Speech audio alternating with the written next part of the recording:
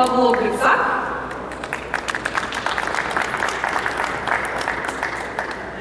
head of production, Ola Melzik, and show and contest producer, Christer Björkman.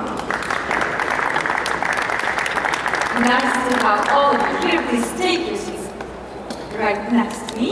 Yes, and I guess everybody is dying to ask you a lot of questions. Yes? We'll see. We'll see. I like this applauding.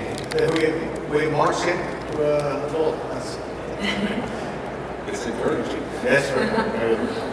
Well, it's just to receive some feedback from the audience. Okay, so you're very experienced at the Eurovision Song Contest, so I would love just to hear for 2 words, how do you feel in Ukraine? It's been wonderful. It's been hectic. It's been developing.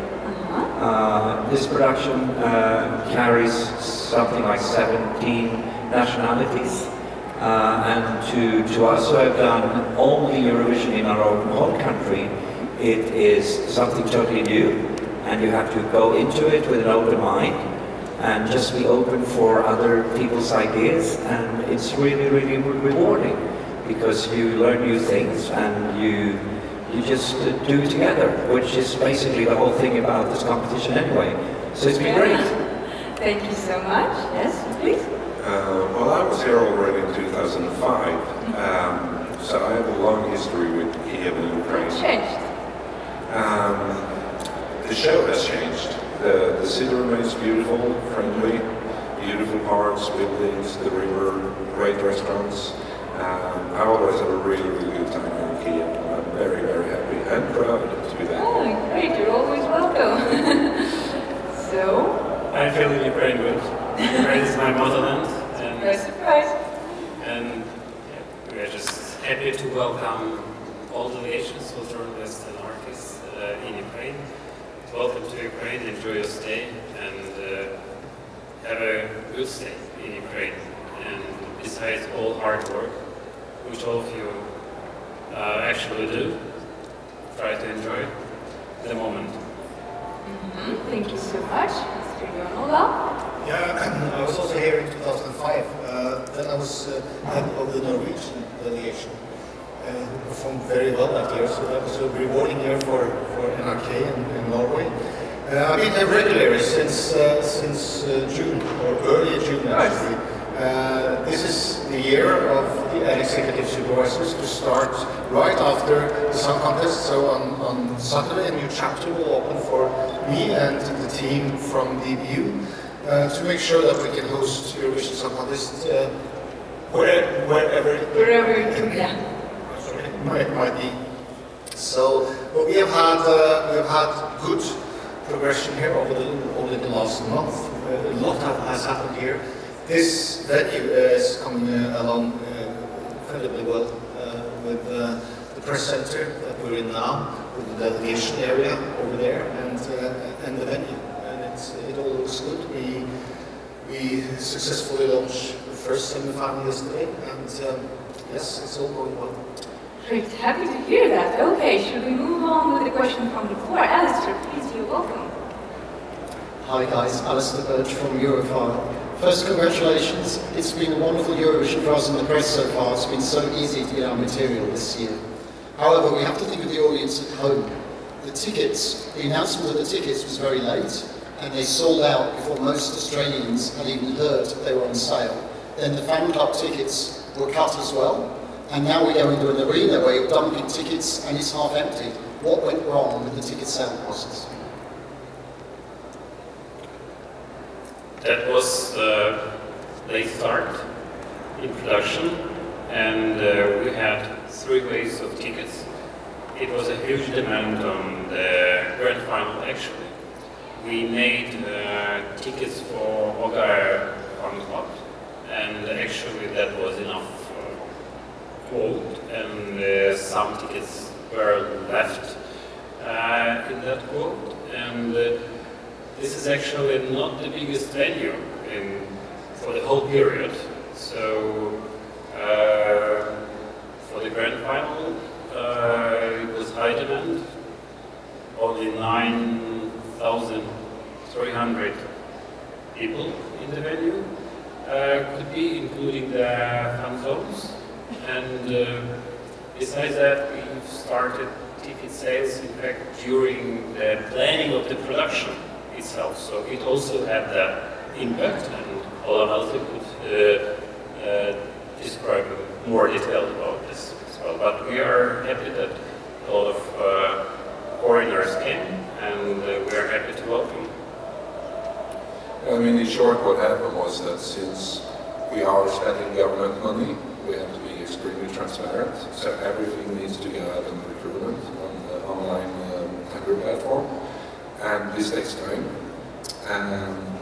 And that procedure took too long time. Well, it had to take the time, but it took time that we didn't have. And at the same time, the host broadcaster was forced to start selling tickets. So it was, as Paolo said, we were going into production while we were still planning, because we get started so late.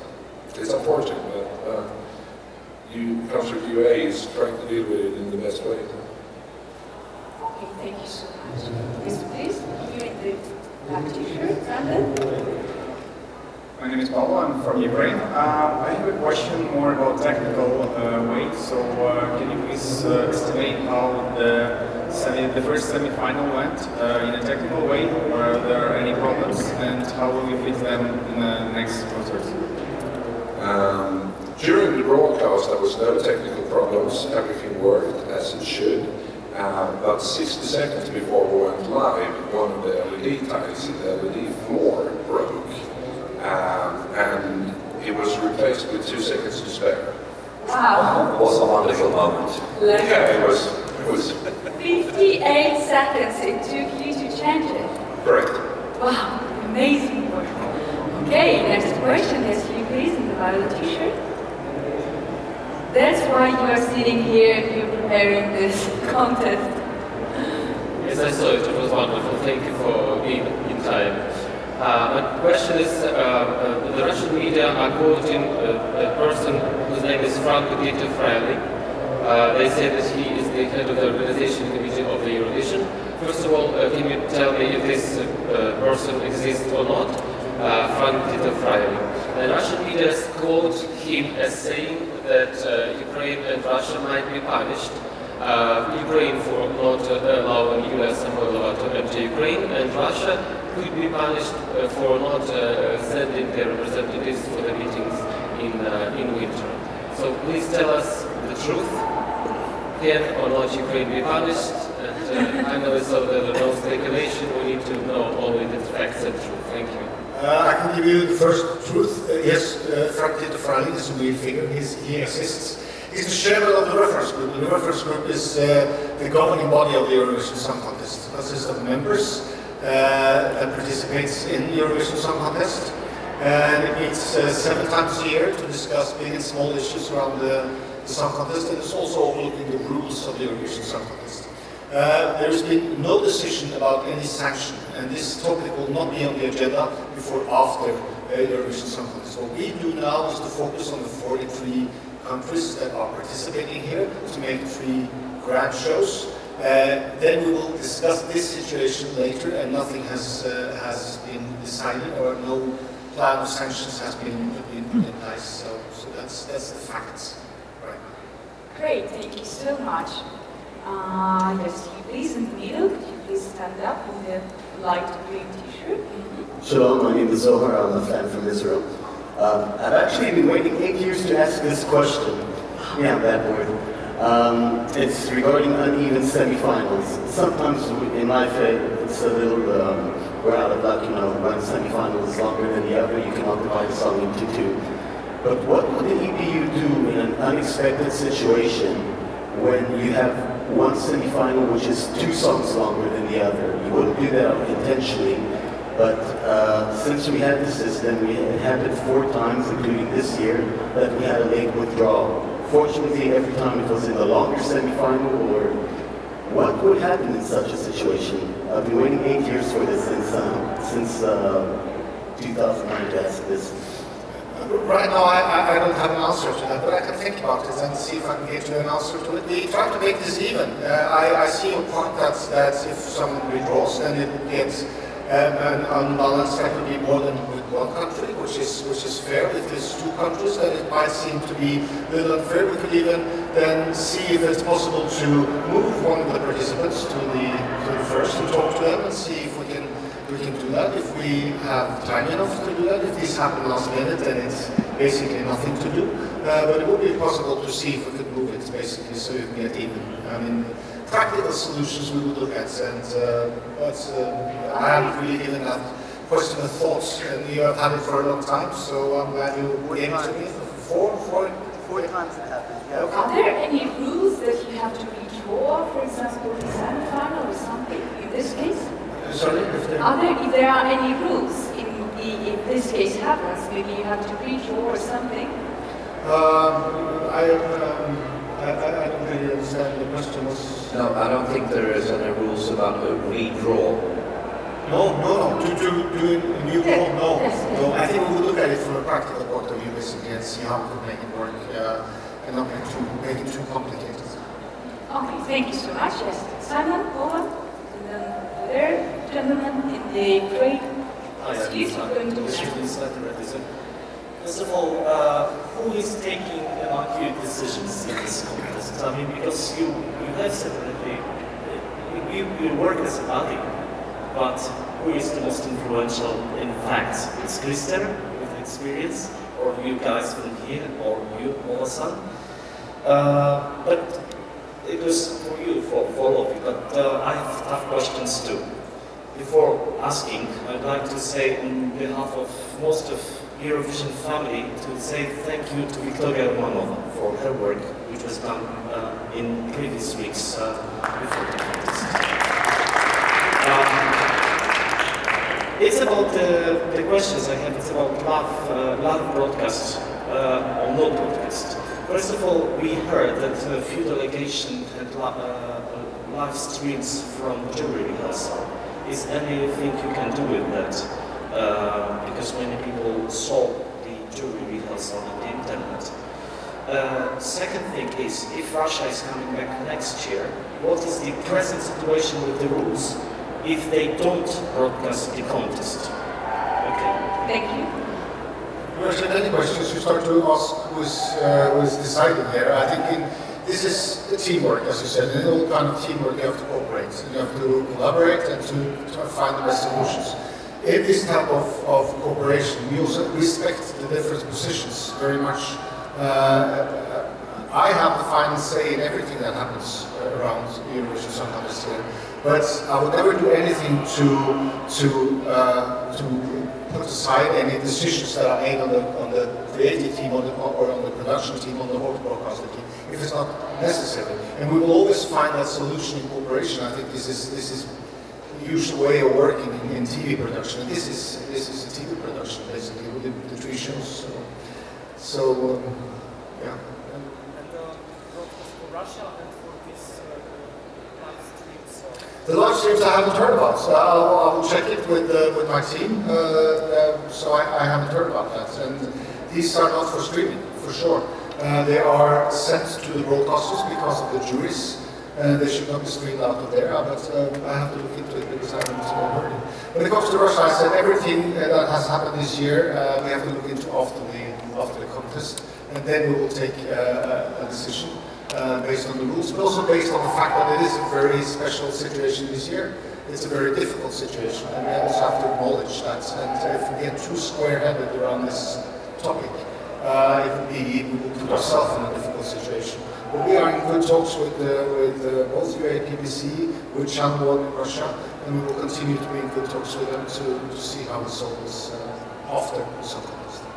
Okay, thank you. Let's keep this. You had a question?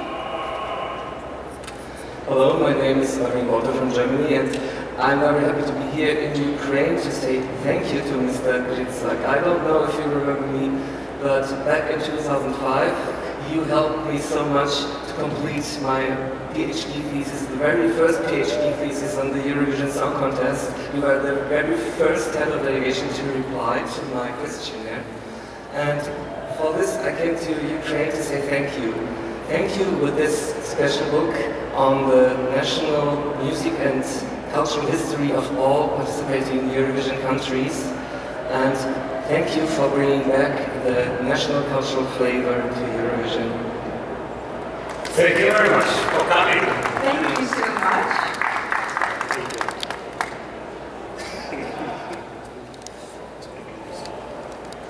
Okay, so you don't have a question that was actually a present. Yes, could you please over there in the middle in the blue t-shirt, and then you on my right.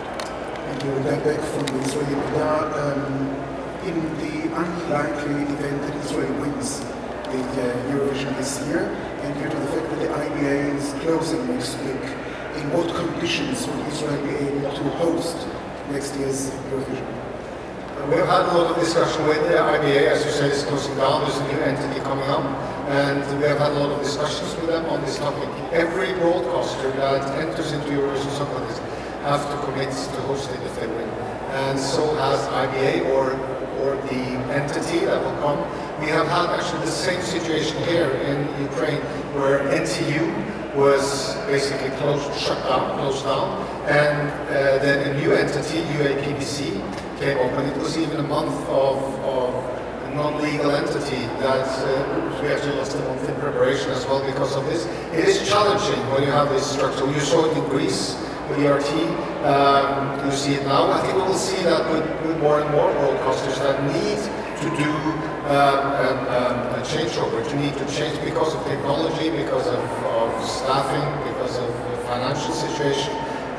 It's something we have to live with. But if Israel, or if the Israeli action win this year, we are confident that we can host it in Israel with IBA or whatever comes out of that we have Great.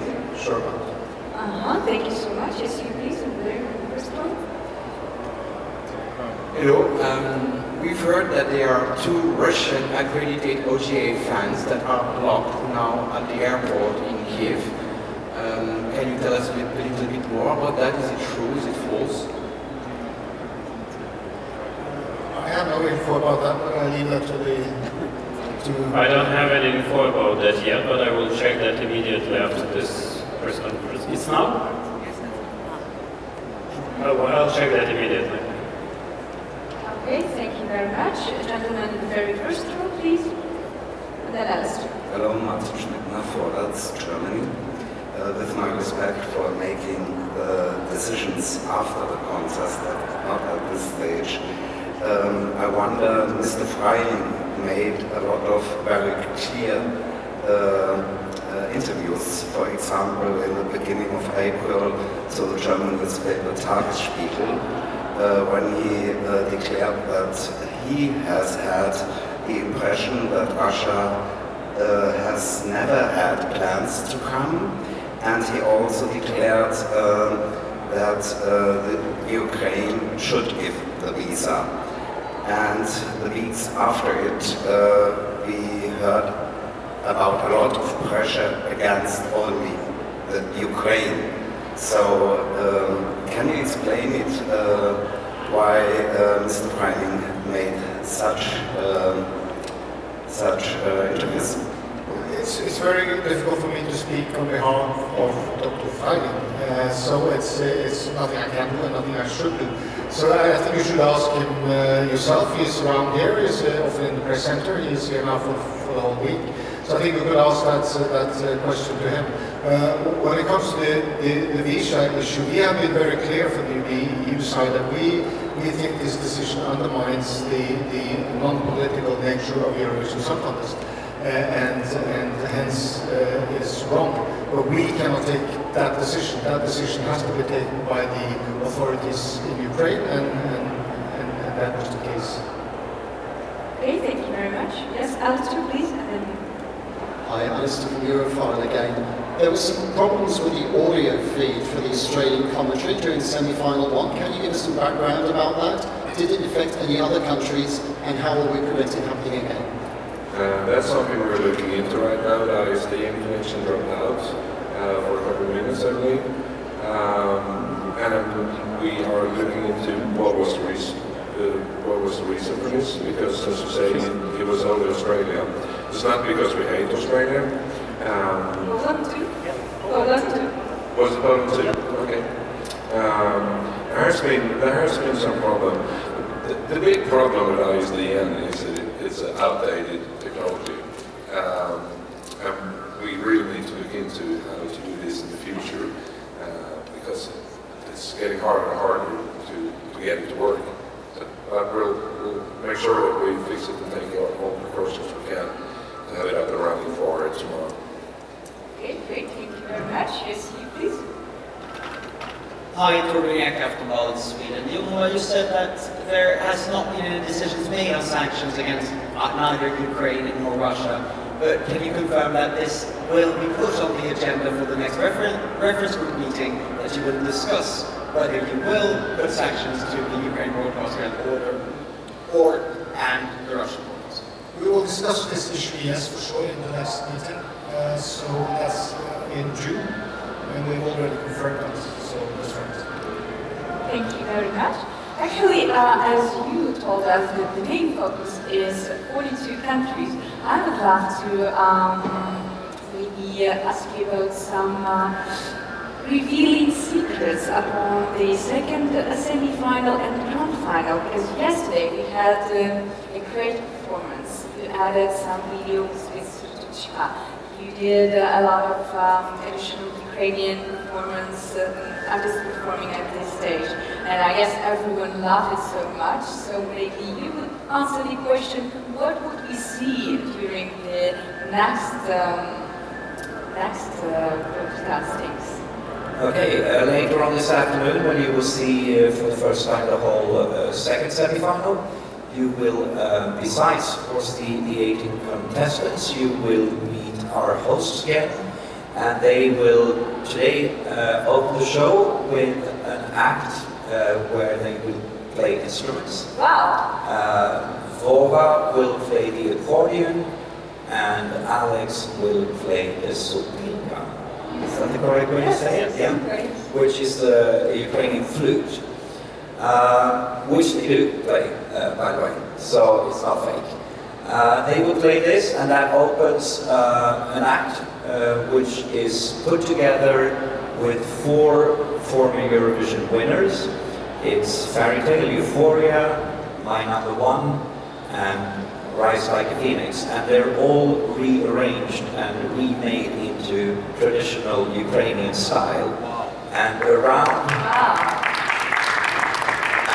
Vova and Alex, there will be lots of dancers, lots of musicians, and a huge choir, and they are all dressed up in fantastic traditional clothing from Ukraine.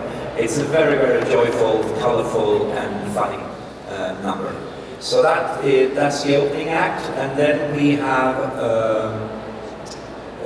a really, really, really nice dance piece as the interact. It's a well-renowned dance company called Apache Crew that are known well outside of Ukraine. They tour a lot. There's 51 dancers on stage, and the piece is called The Children's Courtyard. And it's really, really nice. It's contemporary modern dance when it's at its best. So that's what we give you, and then you will be Fairy Tale, of course. One more question about the performance of Lucy John, because last time we had like a too long preparation process with the mirror thing. She's having integration at this stage. Did you manage to do it at least with the 40 or 60 seconds you have, or you did some changes? No, we cancelled it. We'll get there. Please bear in mind that this is not only rehearsal for an artist, it's also rehearsal for us in the production. And we'll get there. We'll always do. We wish you good luck. Yes, Radio International, your question, please.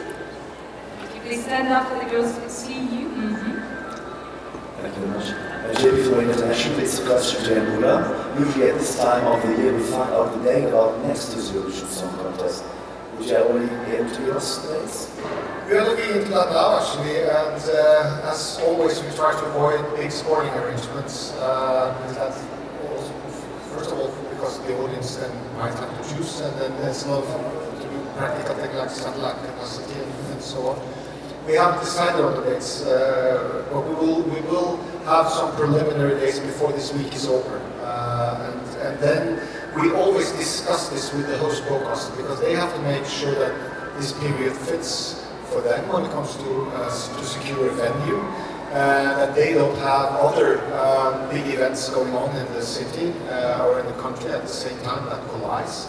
So this is a puzzle every year, and it's difficult. And May is also a very tense month because of ice hockey, World Championship, it's the Champions League football, it's EuroLeague, and other big events. So we're puzzling around, but we will propose some dates, and we'll start a discussion with the new host broadcaster right after the final. So we propose preliminary dates, and then we decide later with the host broadcaster.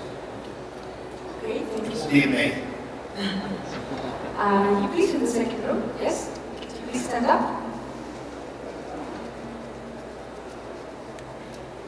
Hello, good afternoon everybody. My question is for you, Nola. My name is Javier Varela from Spain.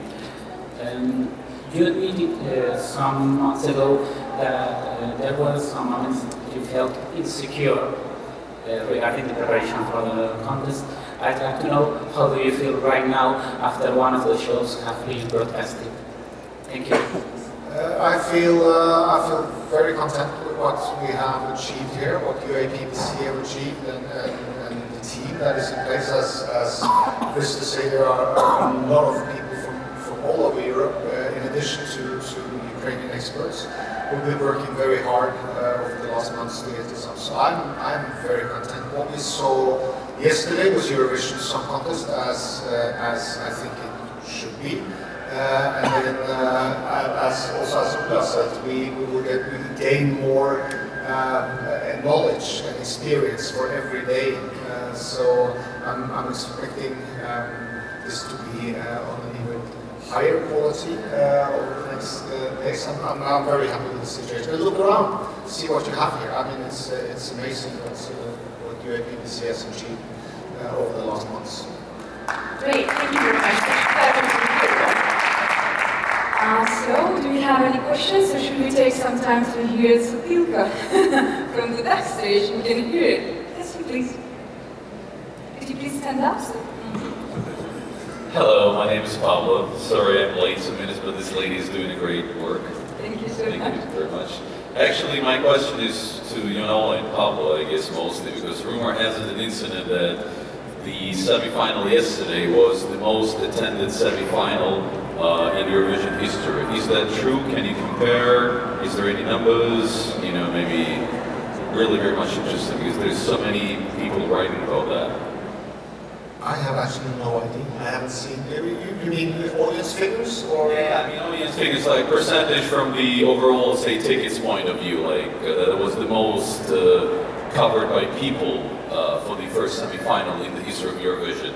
Just many people wrote about that. I'm asking. I have no idea. We always look into this after the shows. It takes time to gather reports when it comes to audience figures from all the participating broadcasters or all the broadcasters who actually showed it. So we usually don't have these figures before way after the Eurovision Song Contest. So I have no idea. From my side, I would like to say that we have distributed almost 60,000 tickets, 60, as for today, for 9 events, which I believe is a very good figure. Once again, taking into consideration the total capacity 9,300, and we feel very good about the fact that not only the live events, but also dress rehearsals are filling in, and it's about 70 in general. It's about like up to 70% general. The audience which fills in, and we feel very good. And I would also like to say that in terms of incomes for UA PBC, these are very good figures because in fact we have more incomes than we planned. I'd like to take a moment to hello? Yeah, I'd like to take a moment to congratulate the team because the show, I was watching it at home on the television, it looked amazing. Thank you guys, you're doing unbelievable job. Spectacular, really. And on this very good